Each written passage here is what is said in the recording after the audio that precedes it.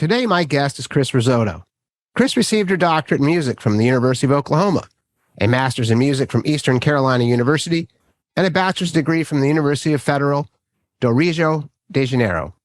Kris is currently the director of music at the Lake of Isles Lutheran Church in Minneapolis, Minnesota, a part-time composer, and a full-time mother. Kris is married to Dr. Clara Rizzotto, and they have 2 children, a 5-year-old daughter and 10-month-old little boy. Kris is a trans woman who was introduced to me by a mutual friend and wanted to join me on the podcast after listening to some of my previous interviews. She shared with me over email that she wanted to share her experiences and clarify some of the misinformation of the trans community. So I, of course, welcomed her on the show. I hope you learned as much from her as I did. She's a wonderful person, and I'm glad I was able to spend some time with her. Well, hello, Dr. Kris Rizzotto. Thank you so much for joining me on the show today. I really appreciate your time. Pleasure to be here. So I want to introduce the listeners kind of how we met. I have a real good buddy from high school named Brett McIntyre, and he is a subscriber to True 30, and he witnessed one of my interviews with a former colleague of mine named B. Davis, who transitioned last June of 2021. And I know that you actually watched that interview as well. And so I reached out to Brett and I said, hey, can you put me in touch with Kris Rizzotto? I understand you're friends with her. She's a trans woman. I would love to talk with her about all of this because I've had 5, 6 conversations with trans women off camera, but they didn't want to be on camera. And I was like, oh, do you think she'll come on? He said, well, send her an email. So I sent you an email inviting you on the show. And your response was wonderful. It said, I found the described mission of True 30 interesting and listened to the exact interview with B. Davis. And there are indeed several aspects of trans-related topics we have unfortunately become controversial and divisive among the general population. Instances in our community that seems to be shooting ourselves in the foot, not realizing that we may be adding fuel to the fire, specific to children transitioning, sports, religion, etc.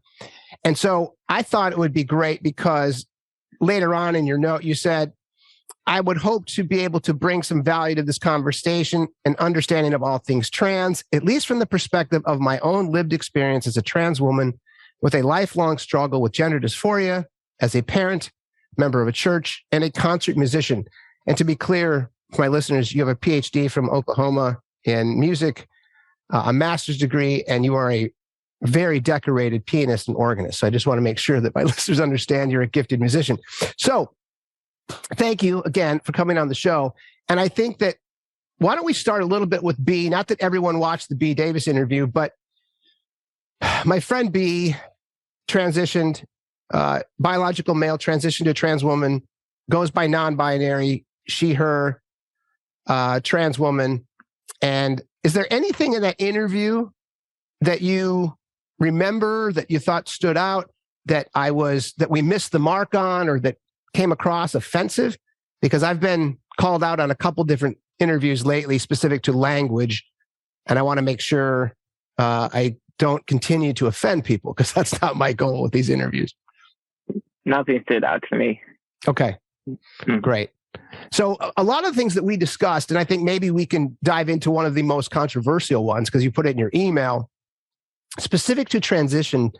How do you feel as a trans woman about our approach specific to children identifying as other? So if it's a little biological boy who wants to, transition to a little girl, or vice versa, what are your thoughts on that, specific to the mental strife of the child and the relationship with their parents? And how do you see, what's the best approach do you think we need to at least consider as a culture?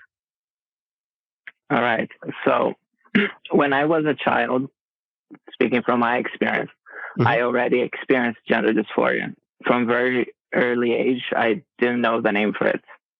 And this was early 90s. So this was not a thing that you saw in places. So I didn't have the courage to tell anyone about it except one of my sisters when I was really young. But how old were you when you understood that you felt disconnected from your biology, and that you that you felt that you were trans?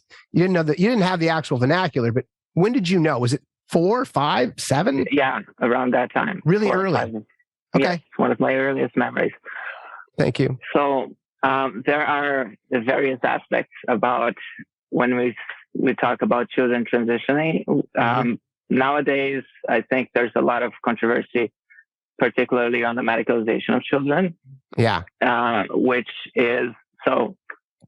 Once again, going back to my experience, just to illustrate, when I was around 13 years old, I discovered the endocrine system because I had friends who studied medicine. They were much older and they had these anatomy books. So I found out about hormones and all that stuff. And I, in my hometown, close to the school where I attended, there were, how do you say, sex workers that worked outside at night. And one of my school friends said, "Oh, look at that.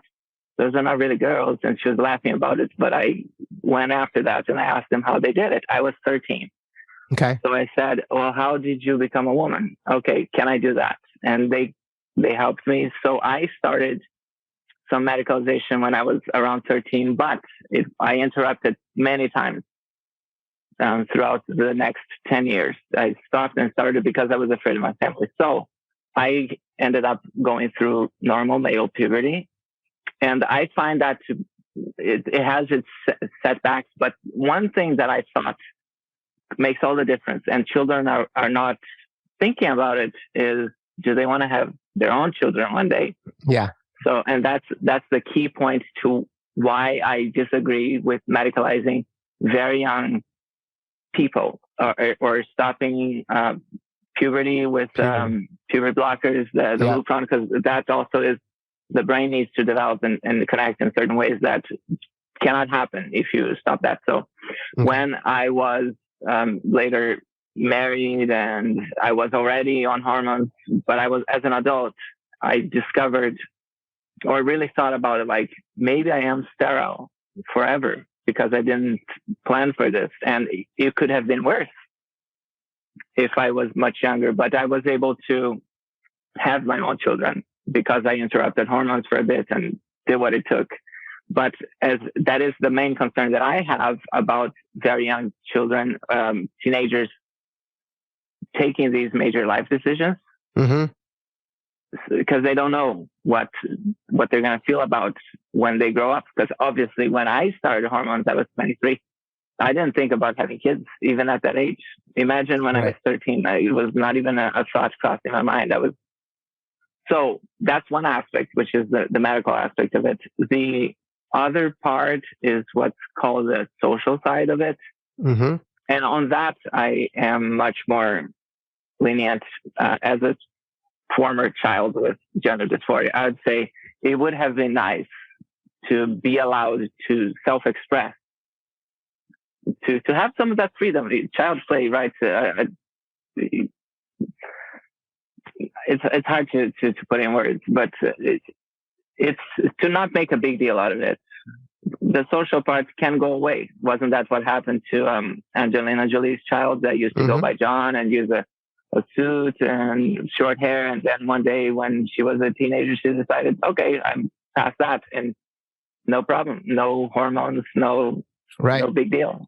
So I think that's a healthy approach. So on the social side, I don't mind if the child wants to change name, go by different pronoun for a little bit. That's okay. I think just the medical side, that is because it has potential permanent consequences. Of course, the good part of going through the puberty you would like to go instead of the one your body will make you go through, it would have been a better adaptability on the secondary sex characteristics. So yes, that is the big argument, right? In the sense that, have you seen the show Euphoria? No. Okay, so in the United States, where do you still live here? Do you live somewhere in the South? No, I live in Minnesota. You live in Minnesota. That's right. I remember. I grew up in Minnesota, by the way. In Twin Cities. I live in the Twin Cities, but I am native Brazilian. That's right. From Rio de Janeiro was one of your undergrad, right? Beautiful place, by the way. I was in Rio in 2010. It's absolutely gorgeous. And so to get back to the socialization side of things, because I agree with you 100% on both counts. And as I've shared with my audience, they know that I'm a media executive, that I have no background in endocrinology, medicine, psychiatry, any of that. But in the homework I've done over the last 6 months, I've interviewed clinicians and therapists and endocrinologists in Australia, Britain, and Scandinavia. And there's a divide among the subject matter experts about this type of medication, specifically the Lupron, which you mentioned, which is a puberty blocker most commonly used here in the United States. And one of the big discussions is that puberty blockers have no long-term irreversible issues. So if you want to actually, let's just say that you have a 9-year-old little girl who wants to transition, and they start measuring to see when she's going to go through female puberty. And at that point, they prescribe these puberty blockers. And from my understanding, is one of the original indications approved by the FDA is that Lupron was something for precocious puberty, which is for a 6-year-old little girl who unfortunately is going through puberty too early, and it will cause her to be short and it will cause her to be sexual. And so these puberty blockers were given to these children in these exigent circumstances to block them for another 2 or 3 years. And then they let them off. And that was what it was for. And so the idea now is that if your children have socially transitioned, right, to your point, where they use a different pronoun, they change their name, they change their expression as far as their dress, whether they grow their hair out or whether they become more feminine or whether they stay a tomboy, it doesn't really matter. It's just however they want to express themselves.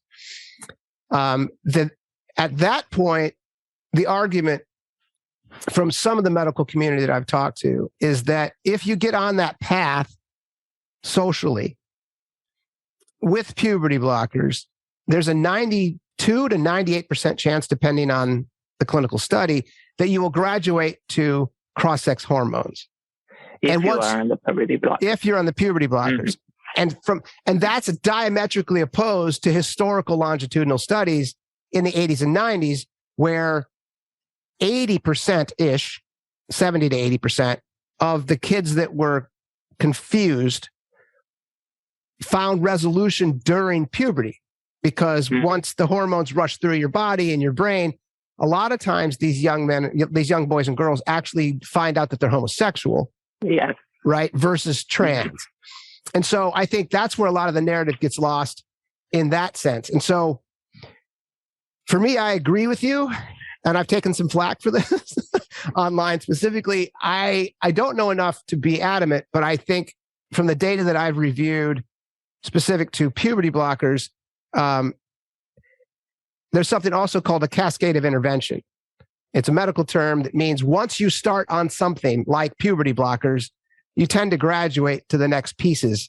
And if you're blissfully happy as a child in your new gender, it's going to be very difficult to actually interrupt that, right? Because if you were, Stevie, and then you change to Susie, and now you have all your new friends in 4th and 5th grade that know you as Susie and accept you as Susie, it's very difficult for children anyway to make friends, much less like, oh, by the way, I'm going to switch back now, and I don't want to do that. So they just say, I'm going to remain in this iteration, if you will. And then from that, they graduate to cross-sex hormones. So that's really the big piece.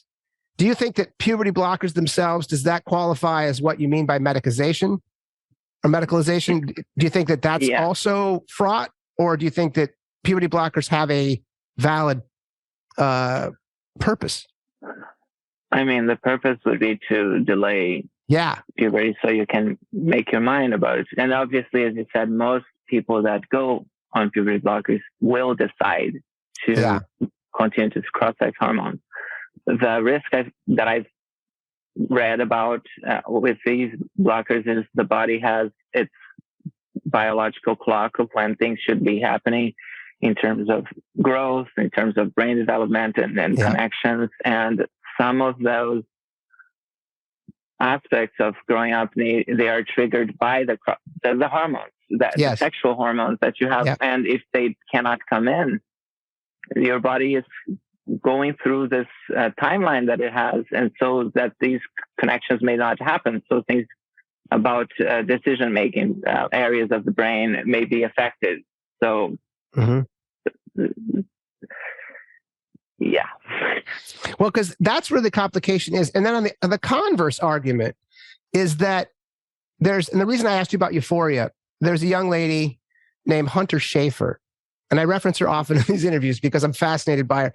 The show Euphoria taught me as a 55-year-old male really what non-binary or pansexual or, just fluidity in general with being in love. And the show itself has a very popular former Disney star named Zendaya, and she is a high school student in the show. And she befriends a young lady named Jewel, who in the show is a trans woman. And in real life, she's a trans woman. And she started on cross-sex hormones at 14. And I don't know how important this is for a lot of trans people, but she passes as a female. Because she started on this, she did not go through male puberty at the same level. So she remained smaller in every aspect. And because she's now on estrogen, she's become more female and buxom, and she has female breasts. And in the show, she falls in love. Well, they have a friendship first, these two young ladies, and they have a friendship first, and then they fall in love and they become romantically involved. And as they start to kiss and fondle each other, I looked over at my wife and I was like, oh, I get it. I understand non-binary, pansexual relationships because I didn't understand what that meant before. I always thought bisexual means you can have sex, or you're attracted to both sexes. In this case, these young ladies weren't in love with the actual biology. So they didn't care if you had a penis or a vagina. They just loved each other. And that's where the relationship came from. And so that was like a breakthrough for me. And I was like, oh, okay. And she, again, being Hunter Schafer, identifies as a trans woman, not only in the show, but in real life. And she's everywhere.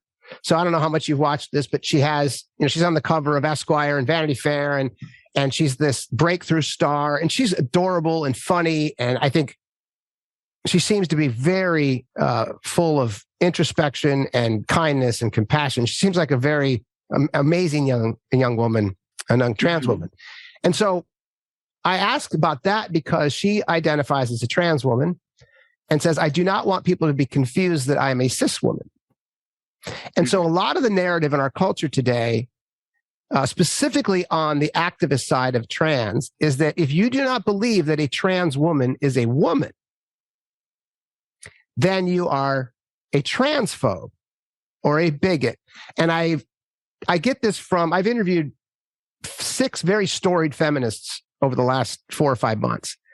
And all of them believe that trans women need to be protected and legislated specific to harm and discrimination.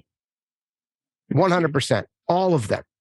What they don't believe, and neither do I at this point, is that trans women are women in the sense that because they've been lobbying as suffragists for feminists, women's liberation for 40 years, there has to be a demarcation between trans women and natal females.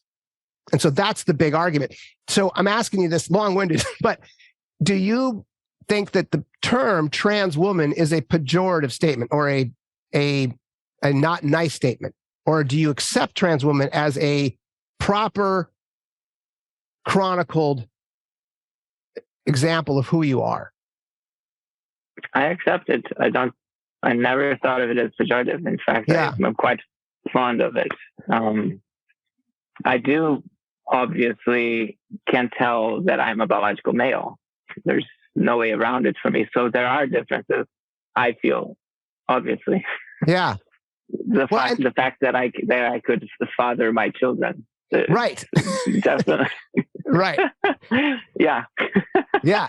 And that to me is where I think you mentioned that our culture is doing and saying things, shooting ourselves in the foot, to use your vernacular, right? That's where I think we are not connecting, because I've been called a transphobe a lot recently online after interviews with Dr. Helen Joyce, who wrote a book called Trans, When Ideology Meets Reality. And that show went I think I heard that one too. Yeah. So that we had, tens of 10,000 views so far on that one, and lots of comments. And the comments were mostly polite, but then I got DM'd privately from other people saying that I was peddling misinformation and transphobic dialogue. I even had one friend of mine who is a CMO of a very large tech company here in San Francisco share my interview with B. Davis. Mm-hmm. They watched that, and then they went to the next interview and they watched the Helen Joyce interview. And that was a big rigmarole at the company. The HR got involved, and they said that Helen Joyce was a transphobe and that she was telling lies about trans people. And I was like, wow, okay. So this is where our culture again is. And this is why I'm just so happy to have you on the show, because Helen and the numerous other women that I've interviewed thus far as feminists have all said the same thing. We want to help trans women. Yes. We want to legislate, and we will even share with trans women the template for women's liberation. Like, how did we rise up to protect ourselves from the patriarchy? Right? That was their whole mission. And they've done a very good job specific to, equal pay. Well, not quite there, but equal pay, birth control. And then sadly, like Roe v. Wade, obviously being overturned today was, a big blow to feminism in general. But they have done a very good job as a group, and they are willing as a group to share their knowledge and their network to lobby on behalf of trans women. What they will not do, and this is where the transphobic claims come, is they will not say trans women are women, because that tramples on feminist ideology specific to, and this will be a good one. I didn't think of this. So single female spaces. That's one of their big things. So female prisons, rape centers, domestic violence centers, female only spaces, if you will. What are your thoughts on a biological male sharing those female spaces? Because that is a full stop for feminists. They do not want to share the space with biological males, specifically rape centers and female prisons. How do you feel on that as a trans woman? Do you have a take on that? I understand why they wouldn't want someone with a penis in a rape center or a male. The prison is more complicated, because I imagine if I were to ever be in a situation where I would end up in prison, I would be terrified to end up in a men's prison. But I can see also, because you do have situations where undesirable things happen when trans women are put into female prisons. If I could decide over this, I would probably put the trans women in some kind of a separate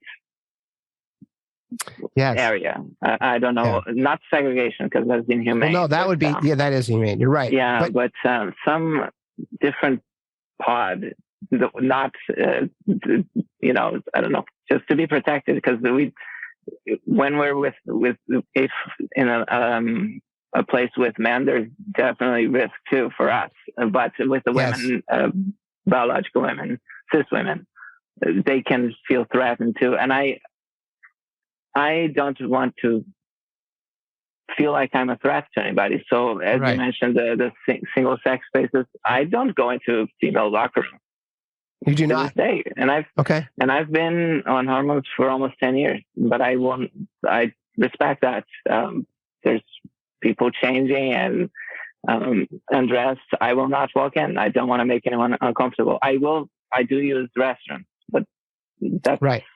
much less just on the go. It's not nearly the same level of exposure as a locker room in a gym. So yeah, I do respect female-only spaces, and yeah. Well, no, that's fantastic. I don't see it as a problem. That also is a delineation when we talk about changing rooms versus bathrooms. For me, as an example, if I saw you walking into a woman's bathroom, I wouldn't think twice about it. Because as you said you don't pass, but I mean, you're a very attractive woman. And so I wouldn't think for a second, oh wow. I've never had any issues. I wouldn't imagine. I've had in the men's bathroom, because sometimes if I think, I look like a mess today, then I walk in the men's bathrooms. I have men jumping out when they walk in the door, and they ask me, is this the right place? Am I in the wrong bathroom? Yeah. They ask me. So I have less problems, actually. I just, we just want to pee. Yes. Well, and as you witnessed with my interview with B. Davis, she's 6'3", and she's smaller now because she started on hormones, but I'm not sure if she stayed on them. And she wears a lot of makeup, but she also likes to wear her beard. And if you saw I don't know if you watched or listened, but during the interview, I started listening, but then I wanted to see her face. Right. I couldn't picture. Right. And she's a beautiful, she looks great. And I told her that, but she likes to wear her beard sometimes. And so she said, because she's on the other side of this, she thinks that all bathrooms should be neutral, which I don't have a problem with historically either, but to be discriminated against. If she actually walks in, can you hear me? Yes, the sound okay, for a second. Something just happened with my microphone, but she said that she gets harassed if she walks into either a female bathroom or a male bathroom. And that is because of her appearance, right? When you're 6'3" in heels, as she said, sometimes she's 6'6", 6'7", 6'8". Yeah, that's tall. You're a very tall person, no matter if it's female or male. And then if you walk in a mini skirt, which she likes to wear, and high heels and leggings and all of that, into the male room, then everyone's like, oh my, what are you doing here? So I understand that there's a problem with that mix. And I think the bigger piece, obviously, is I think those are easier problems to solve than the female prison thing, as an example. And I actually think to your point there, I agree. And I don't know if the numbers are big enough. That's the question, right? Yes. It's still trans people as a demographic. The numbers are growing indeed. So we do not have 2022 numbers. 2-year-old statistics are saying there's 1.4 million people who identify as trans in the United States. So that's a very small percent, 0.01% of what's going on. And so you're looking at that and saying, okay, how then do we legislate to protect that small of a population in the instance of prison, right? Because maybe there's only 10 or 5, in a whole prison. So I don't even know how that looks, but I agree with you on that front, which then obviously leads me to the next question, which I think trans as a group makes sense to me, specifically how fast it's growing, is in sports. So you mentioned that in your email as well. How do you feel about biological men, trans women, competing against natal females in competitive sports? Do you have a purview on that?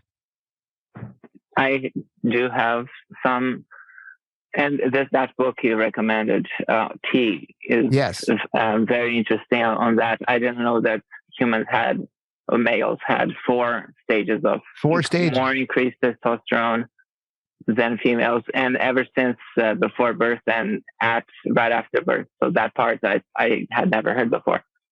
Obviously,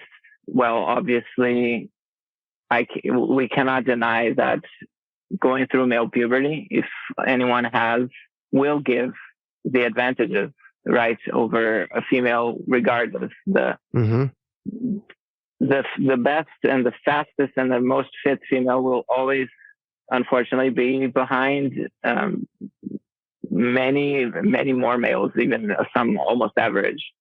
Yeah. It's just a matter of because males develop more muscle, and those are things that cannot be undone even with when you take out testosterone and replace it with estrogen. It still will not do it because we're built. Puberty, male puberty is a very strong thing that is basically impossible to undo in a lot of ways. So unless a person has really been transitioning ever since they were medically, yes, like the age of this hunter that you mentioned, yes, like 13 years old, like I guess if you keep it up like that, it could be. But for the most part, I think that's, in my opinion, that's one sacrifice that trans women would have to do most likely is to respect biological women in that aspect. Otherwise, it would take the fun out of it for them. It's a great word, sacrifice, because I do think it does involve a sacrifice. If you are a trans woman and have transitioned, like Leah Thomas did at the University of Pennsylvania, yes, I do think it's unfortunate that she can't compete with females. I do. I mean, I feel for her on that front. But I also don't think it's fair to compete against natal females. And to your point around Carol Hooven, she's the PhD, and she's a evolutionary biologist at Harvard who wrote a book called T, The Hormone That Dominates and Divides Us. And so for my listeners who don't know what we're referencing, that is the book I recommended to you. And I recommend to anyone, because to your point, it was news for me too, that we actually have in natal a rush of testosterone based on being a small gamete, being a biological male. And then 2 months after birth, you get another rush of up to 20 times the testosterone as a biological boy versus a biological girl. And then during puberty, after Tanner 2, which is the stage where you just mentioned, if you can stop puberty before that, there's a chance that you can compete in female sports. And that's actually the new FINA regulations around that. They have done exactly that. They've legislated based on Tanner 2 and below. And so what Carol Hooven was talking about is once that happens, once that level of it's 30 times, up to 30 times the testosterone. Let's say for me, I was 15 and I grew 5 inches in one summer. My basketball coach was very happy. And I changed. Everything changed. You know, my voice cracked, my hands got bigger, my shoulders, my penis, all that stuff. I was like, thank God, finally. But it was one of those things where it was a massive amount of change. And so I said in my interview with B. Davis, I have absolutely no problem with a trans man, a biological woman who is now transitioning to male, competing against males in competitive sports. Because if they can do that, more power to them. Awesome. Good for you. And that means you're just a wonderful athlete to begin with. And so great. Certainly. Converse of that, obviously, if you're a male competing against natal females after puberty, it's just categorically unfair. And as a liberal, politically, we look through most things through 2 lenses, harm and fairness. And so I fought in competitive martial arts for years, and we didn't have men fight against women for the exact same reason. Men have 162% increase in punching power to natal females. We have anywhere from 30 to 50% lower body strength, anywhere from 70 to 95% more upper body strength, fast twitch muscle, bigger hearts, bigger lungs, bigger hands, bigger feet. Everything is to your advantage as a biological male in competitive sports. Everything, even your gait, the way that female hips are constructed biologically, they're wider to give birth. So the efficiency on the physiology is not the same, specific to running, right? If you look at statistics that way. So all of that is lost in the vitriol in our culture going back and forth. It's not a matter of trying to be exclusive to trans athletes. It's, in my opinion, and this is based on quite a bit of homework now, there's 166 natal females in the United States of America. And obviously I don't know the numbers globally, but if you look at that and understand, let's just say if there's 1.4 million trans folks, there's 700,000 females, males, whatever, just divide that. And then how many of those are athletes? And then how many of those are competing at the Division I level? It's a very small group. But I would agree with you in the same sense is that as the trans population continues to grow, we need to give them a venue.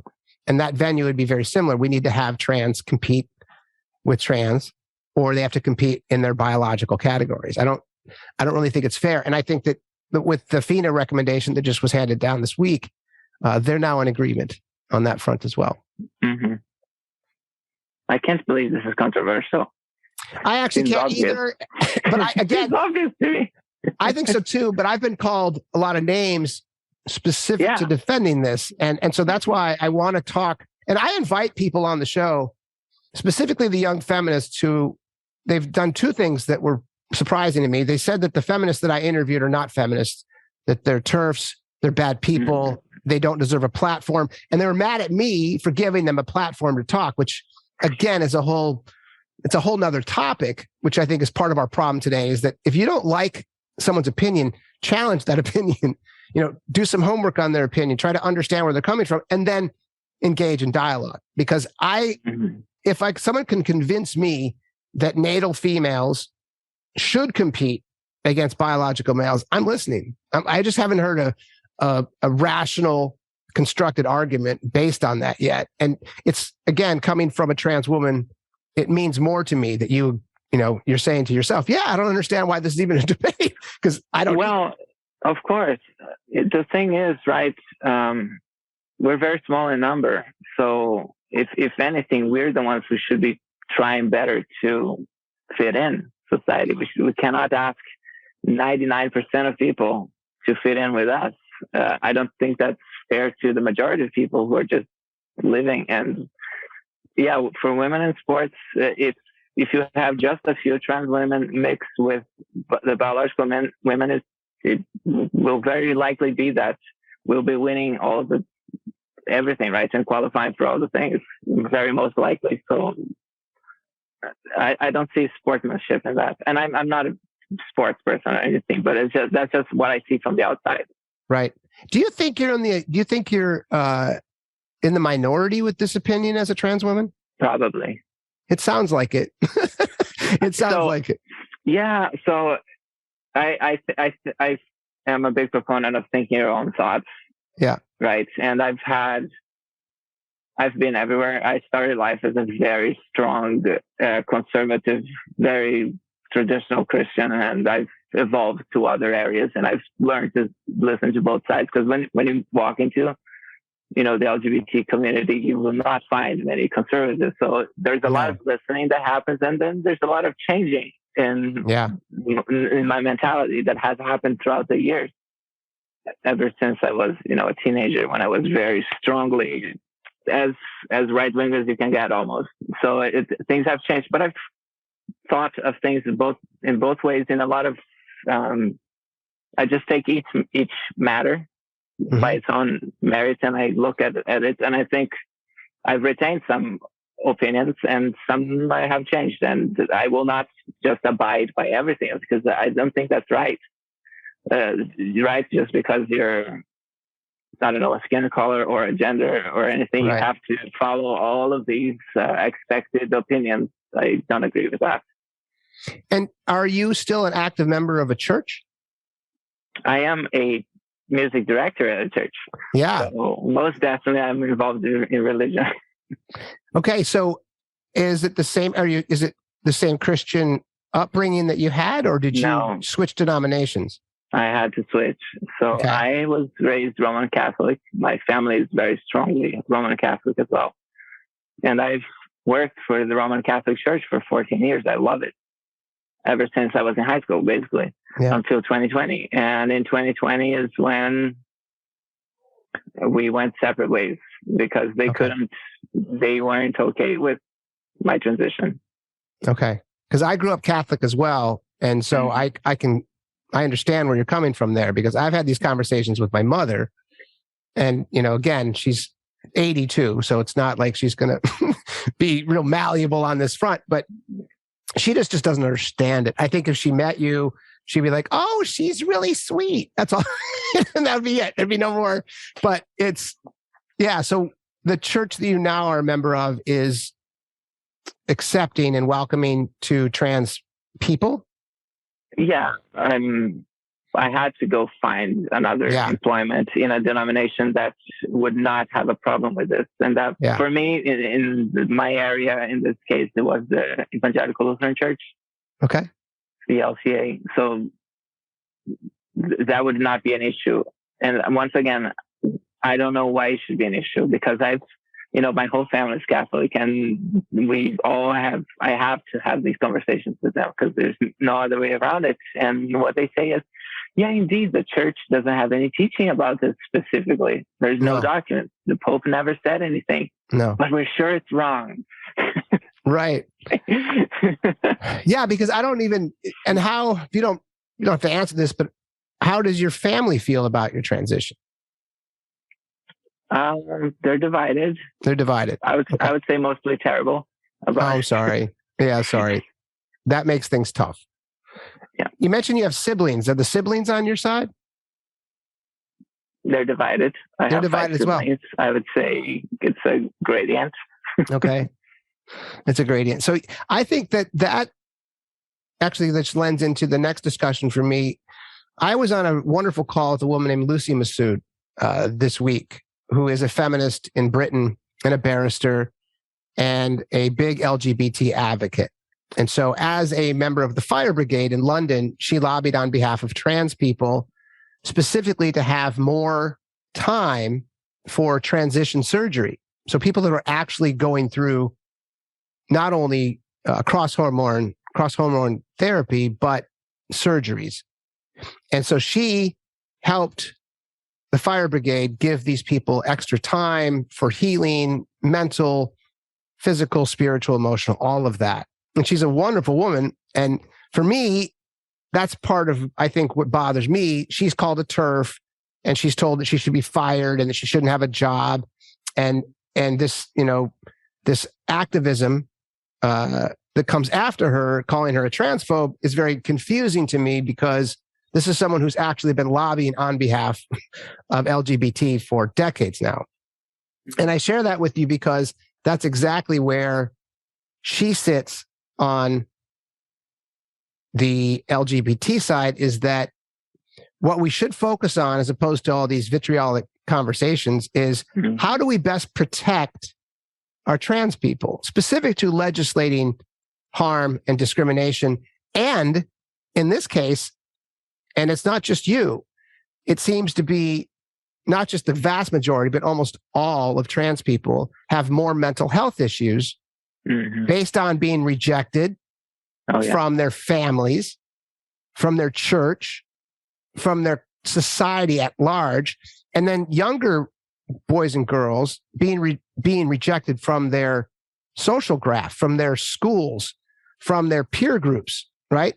And so that's where I think, as someone who genuinely wants to help the trans community, is we need to legislate for more dollars for mental health services specific to these folks.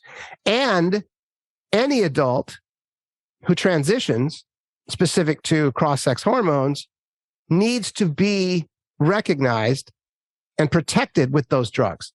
They should not have someone come in and swoop in and say, hey, you can no longer take these drugs, right? I don't think that's for Congress to be part of. I think that's up to the doctor and the patient.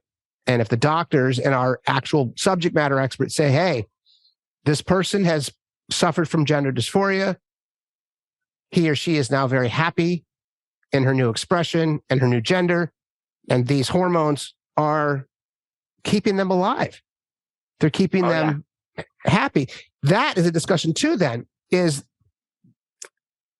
there's a lot of literature out there that proves very strong corollary data to rejecting trans people's belief.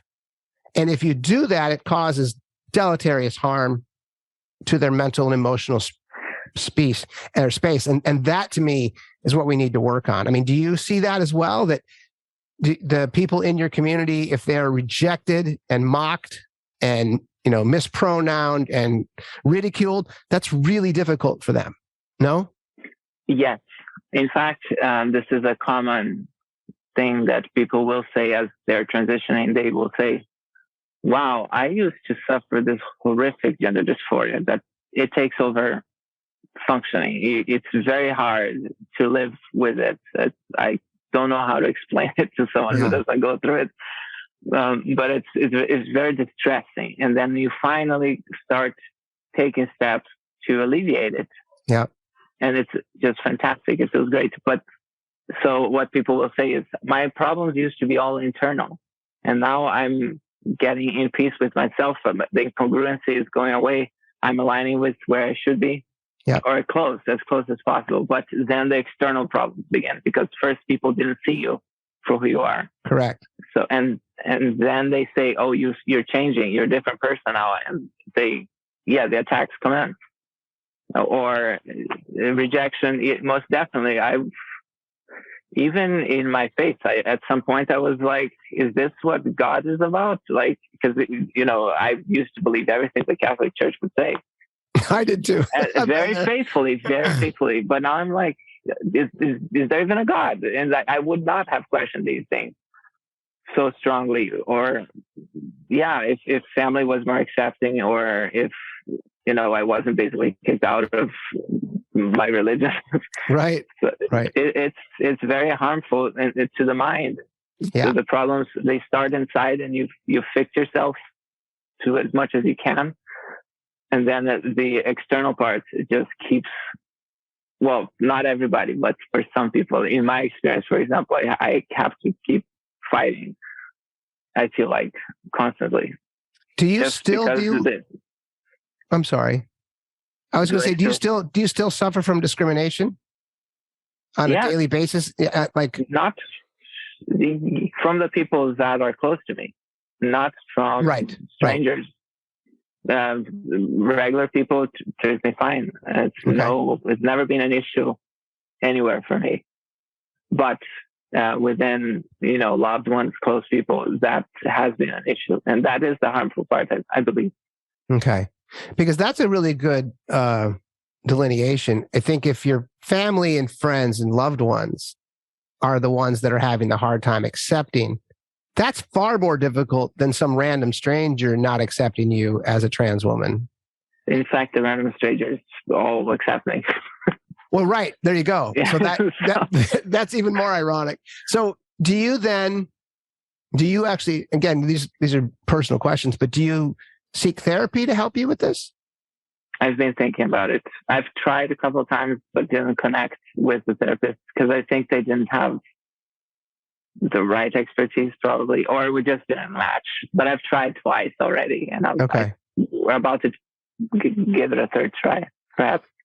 Okay, so I'm a big advocate for therapy because I grew up with abuse, which is not tied to this at all. But I went to 8 years of therapy, and I sat on a couch every Wednesday at 5:00 and unwound a bunch of anger and issues with my father was a sociopath, so that doesn't go well when you have a father that's a sociopath.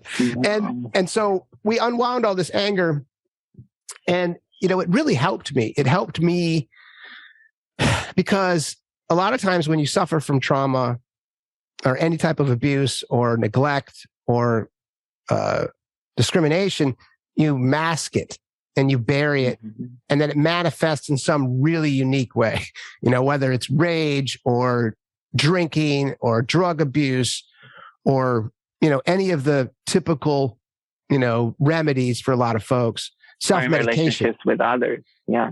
Yeah. And or a toxic relationship. Like somehow you attracted to some jerk that treats you poorly and you figure I deserve this because you have this level of self-loathing going on. Right. And so, or you treat people poorly yourself. Or you treat people poorly. Yes. And so like that, I will also say this about therapists, because I've gone for many years. It is as hard to find a good therapist as it is to find a good partner. So keep trying. It is genuinely worth it. I found a phenomenal therapist who just called me out of my shit within the first 10 minutes we were talking. You're very busy and you think you're really important. And she said, if you don't bring a check every Wednesday at 5:00, I will not have the session. And I was like, a check, like an actual check? And she's like, yeah. And I'm like, I don't even have checks anymore. She said, well, you can bring me cash too. And I said, well, can I just pay you in advance? And she said, no. So what I can tell about you already is that you think you're pretty important.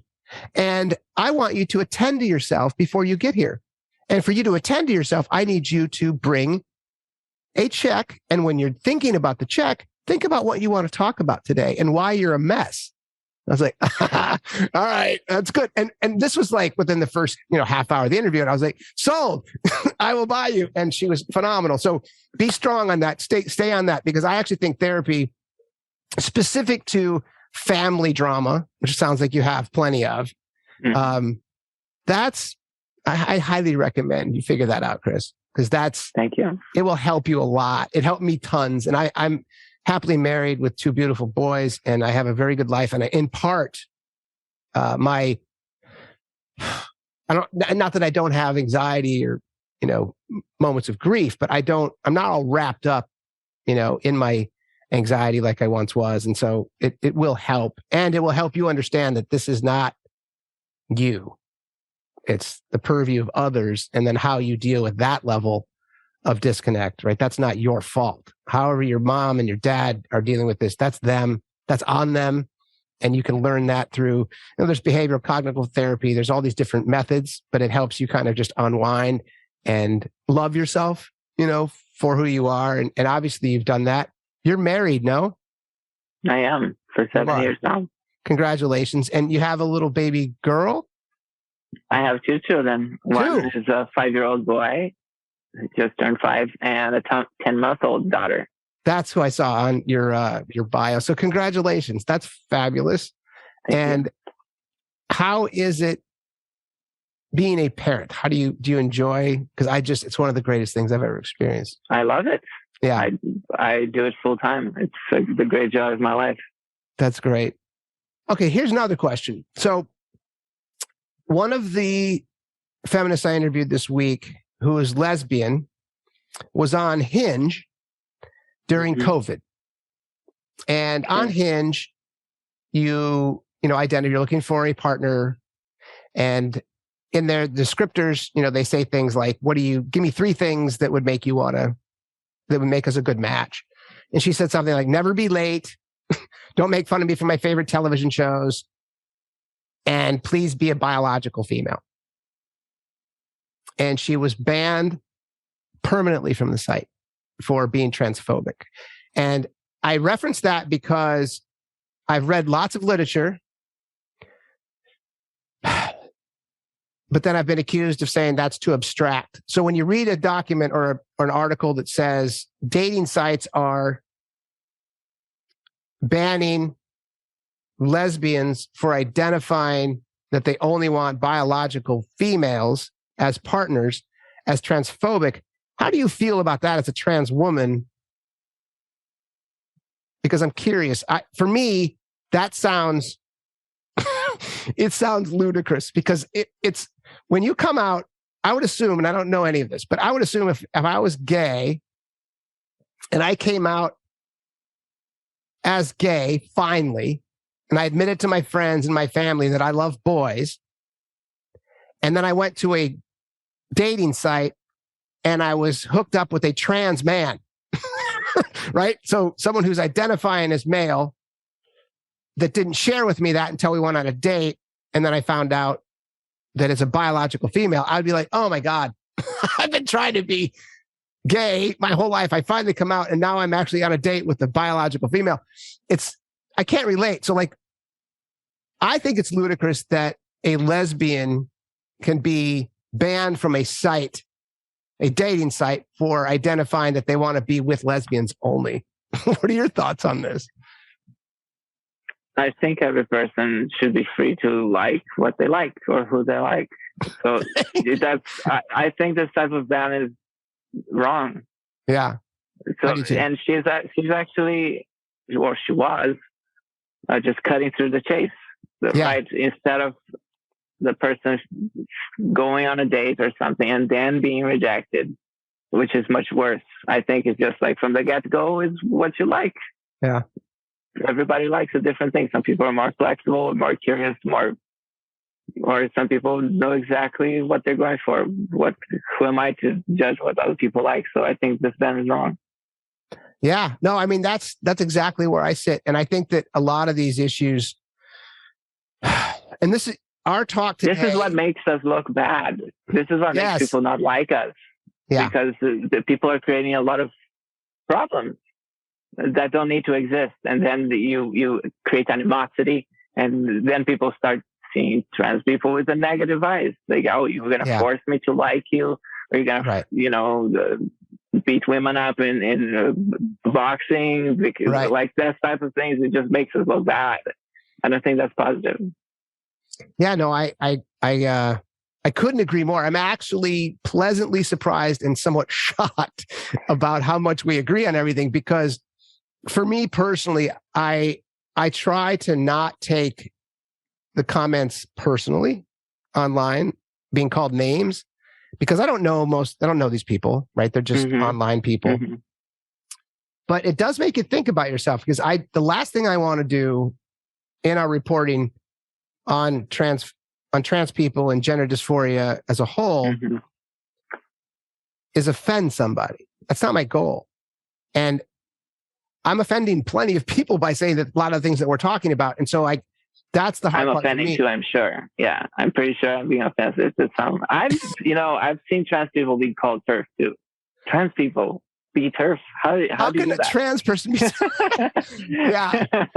Well, that's the funny thing too. TERF, if anyone if this is their first podcast, it's trans exclusionary radical feminist. And the funny thing there is, what I've been told from my feminist friends is that a man cannot be a radical feminist, because radical feminists are in part attempting to end the patriarchy, which makes total sense. But I can be an ally of a feminist. I can be an advocate, but I'm not an actual radical feminist myself. So I can't be called a TERF, but that doesn't exclude them from calling me a TERF. So yeah, no, this has just been wonderful, because I do, and I will continue to have conversations with trans women, trans men. I have a couple clinicians coming on over the next month to talk about puberty blockers as an example. As a clinician, what does it do to endocrinology? What does it do to bone density?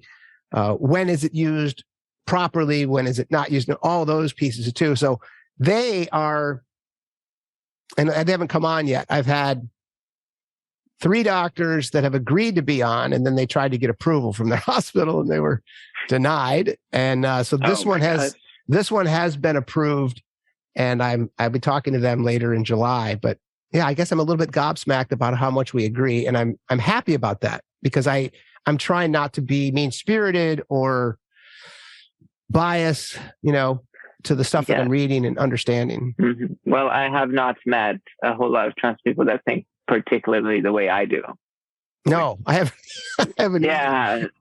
So, yeah, but the thing is, because I discuss mostly with religious people, the point of view that we have, like, I cannot call my family TERF.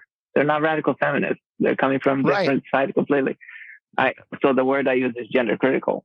So because they're critical of, and that's a word that is used. That is a term I recently understood. They call themselves, the people that others call TERF. I never call anyone transphobic. I never call anyone TERF. I don't like calling people names. I don't think being aggressive is the way, because I don't want to push people away. I would rather, because I do understand, for me, that suffering gender dysphoria and going through this experience in my mind is not ideological. I try not to have ideology. I see this as a medical condition that happened spontaneously. I was, in my view, one of the unlucky ones that did not grow out of it. Right. And I did, it's hard for me sometimes to sit and argue about the medicalization of children, for example, because I was a 13-year-old who went after injections and testosterone blocker, and I was doing that on and off for 10 years. I still went through male puberty. but it's this thing, right, where people always come to me and say, it's the gender ideology, you cannot be a serf of that. Like, there's a lot of parts that are ideological that I can sense and that I don't agree with, because I also have, I've read a lot about other things, and I'm always listening to the TERFs. I'm always listening to detransitioners. I think they're fascinating people to talk to. Have you heard of them? Oh my gosh, I've studied a lot of them. And that's also another piece where that's where the gender affirming care is. I don't think it's a bad thing. I think that it's meant, it has good intention. Yeah. Thank you. They're coming from a good place, but I think a lot of the gender affirming care, specifically to the detransitioners that I've talked to, say they went down the path based on the fact that they were young and impressionable, and a lot of the communities online. Have you been on any of those by any chance, like the Tumblr community specific to trans? I haven't been to Tumblr, but I've heard lots about it. Yeah. Because there is the aspect of social contagion too. I think that's what you're referring to, right? And I like, what's her name? Julie Butler, was that her name? Yeah, Julie Butler. Yeah, that wrote the book. So I think she's right. I think there is a thing happening, because this used to be a male-dominated condition back in the day. Well, actually, you might be talking about Abigail Shearer's book, which is. Oh, sorry, I changed it. Yeah, Julie Butler is actually she's a big gender affirming care advocate. Oh, I'm Abigail Shearer wrote the book. Yes. That one. Sorry. Yeah, the irreversible damage. And so that's a powerful book, by the way. Anyone who's listening, whether you agree with it or not, she actually coined the acronym Rapid Onset Gender Dysphoria. It's a serious problem. She's a academic, highly educated, Oxford, Yale lawyer, journalist, just big thinker. And her book was fascinating. I mean, it's scary. She talks specifically about 11 to 15-year-old girls on the Contagion front and where that came from. And there's a 4,400% increase in teenage girls, 11 through 15, identifying from female to male, changing their pronouns. And a lot of that, and I don't know enough to argue about this with any adamancy, but everything I've read in the literature is alarming, in the sense that they talk about the historical issues with young girls all the way back to the 19th century, hysterical laughing, anorexia nervosa, bulimia, cutting, none of which statistically are typical of boys. So boys do not have the same level of contagion or inclusion specific to their peer groups. We're more interested in just being knuckleheads, as a group. But that is a book that I think needs some attention and deserves some attention. It's getting plenty now, because it was banned by the trans community, and it was, admonished as transphobic and mean-spirited and racist. And, poor Abigail just got hammered. Like, her whole life was upside down for way too long. And she had death threats and rape threats, and it was just awful. But yeah, very, very good book on the specifics to Rander. And again, it's not a recognized clinical term, but it is one, according to the literature I've read and the clinicians that I've talked to, that should be explored, because it is something where, and this is maybe a good place to dive into this. I want to make clear, I think there are trans people, you as a wonderful example. So to say and there's, the mean-spirited side of things, people say there's no such thing as trans. It's all, it's all hype. It's all contagion. It's all nonsense. That's just mean, number one. And it's categorically false. So I think that the question is, how do we best take care of people who are suffering from gender dysphoria? What does that look like on a therapeutic front? How do we discuss the exigent circumstance of some of these young people being suicidal if they don't get on these medications, right? I think for me, I can say if I had a 13-year-old daughter who was suicidal and said, if I don't get these medications, I will kill myself. I have to put myself in that position. Fortunately, I'm not in it, but for me to judge that position, I think is mean.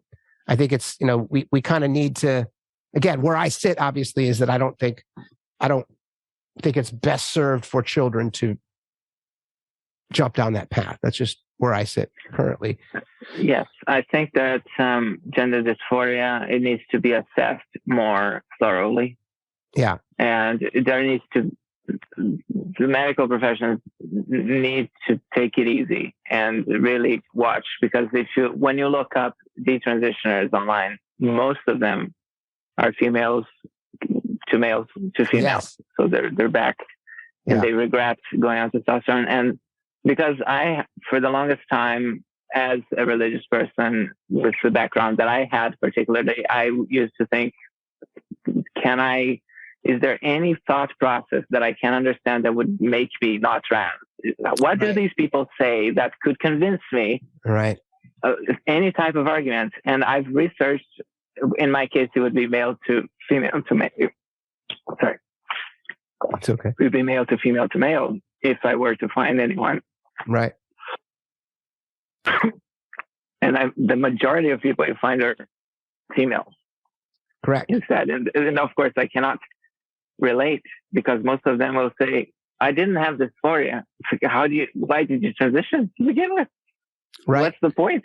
Transitioning for me is such a hassle. Right. Not that it doesn't do me well, but because of other people in my life that would much prefer that I wasn't trans. And I've been looking into it. Like, can I ever get it out of me? And I can't find a way. But I do see all these people that, well, they say they were trans. Of course, they did pursue a medical transition or a social transition, but they did not have dysphoria, or it went away. So I cannot understand that. And that's why that book just does shed a light on this phenomenon. It does. There are different, every trans person, I think, has a different experience. Agreed. And I think that, like Julie Bindel, who I interviewed, she wrote a book called Feminism for Women. And she said that specifically growing up as a lesbian in England, she didn't really know that she had similar people. She felt alone. And then she moved to Leeds, which is a much more cosmopolitan area in England. And she found her first gay bar, and she found women just like her. She's like, oh my God, these are women that were not feminine. These are women that dress like I did. They were butch. She mentioned one. She goes, one was so butch that she could kickstart her vibrator. I was like, okay. And it was great. Love that. And it was like, she just, not only did she come out, but she said that's one of her biggest concerns today with young women, if they are butch lesbians and very masculine in their wants and their needs and their expression and their hobbies. She said a lot of times, and this is what Abigail Shear talks about in her book, is that historically, if you went to a therapist because you were suffering mentally and you were trying to figure out who you were, they might say, you might be homosexual. The first thing they say now is that if you're struggling, is that you're probably trans. And again, I'm paraphrasing, so I might be screwing that up. With gender nonconformity. Yeah. And that's not the first thing they need to look at, right? There's a whole bunch of other things, specific to this kind of literature. And even as it relates to the suicidality of it, when they started to study that, there's a Williams Institute, which is the UCLA think tank, and they have an 18-page essay on this. And what they talked about and early on in the essay was that our survey did not explore mental status and history of the patients previous to them identifying as gender, with gender dysphoria. And so the issue there is that if you have been abused as a child, or you've had some trauma, something terrible's gone wrong, you have a chemical imbalance, you have some level of autism. Yes. Right? There's all these covariates that come into play specific to suicidality. And that's a discussion I've had at length with people, because I lost a little brother to depression. And I'm sorry to hear. Thank you. And so my family has done a lot of homework on that. Like, how do you find causal connections to suicide, right? And there aren't any. just to be clear. There are corollaries, powerful ones. If you do this, most likely this will happen. But you can't direct a direct causal connection to say, if you deny a trans person their right to use a pronoun, will they kill themselves? Will it cause mental trauma? Yes. Will it cause, emotional trauma? Yes, it will cause harm. Can you tie that to eventual suicide? That's where the whole big rub is on that side. But I think that's also part and parcel to everything to do with the psychologists, the psychiatrists, the gender affirming therapists. To your point, we need to kind of slow down on a lot of this. And I agree with that, specific to rushing to judgment, specifically with this, relatively new phenomena with young girls, the 11 to 15-year-olds who are indeed suffering. And I don't question any of that. The question is, why are they suffering, right? It's not all gender dysphoria. Some of it's homosexuality. Some of it's other mental issues. Some of it's, autism, as we talked about. 35% of people diagnosed as gender dysphoric, and this is from, I can't cite the report, so I shouldn't say it, but 35% are autistic or suffer from some level of autism. And those are things that they're diving into now as clinicians and researchers to try to figure out, is there a corollary that they can kind of glom onto? I've noticed that a few years ago. There was one day, like 5-6 years ago, I was talking to my wife and said, have you noticed everybody's talking about being autistic? And she said, no, I've never seen that. And I said, well, just go in my social media. Every other person is posting about that. Well, I have a lot of trans people in my circle, so she doesn't. So it's like, oh, that's interesting. That's if I've known enough trans people, eventually they will mention they're autistic as well. Like, I've even heard some people speculating that it could be that going through this could be a feature of autism. Yep. I've read that too. Well, they're exploring that, and that's the same thing they're exploring with rapid onset gender dysphoria. I mean, obviously I think there's going to be plenty of medical intervention now to understand this better. And that's the hope. And I think I've probably taken enough time of yours today, Kris. So let me just say thank you again for being brave enough to come on the show, tell us your story. From all observable data, you seem to be a lovely human being who is happily married with 2 wonderful kids and a wonderful career in my home state of Minnesota. And so I wish you nothing but luck, and good luck finding a good therapist, because they're worth it. I promise you, you won't regret that. And thanks again for all your time and energy today. Thank you very much. It's been a pleasure.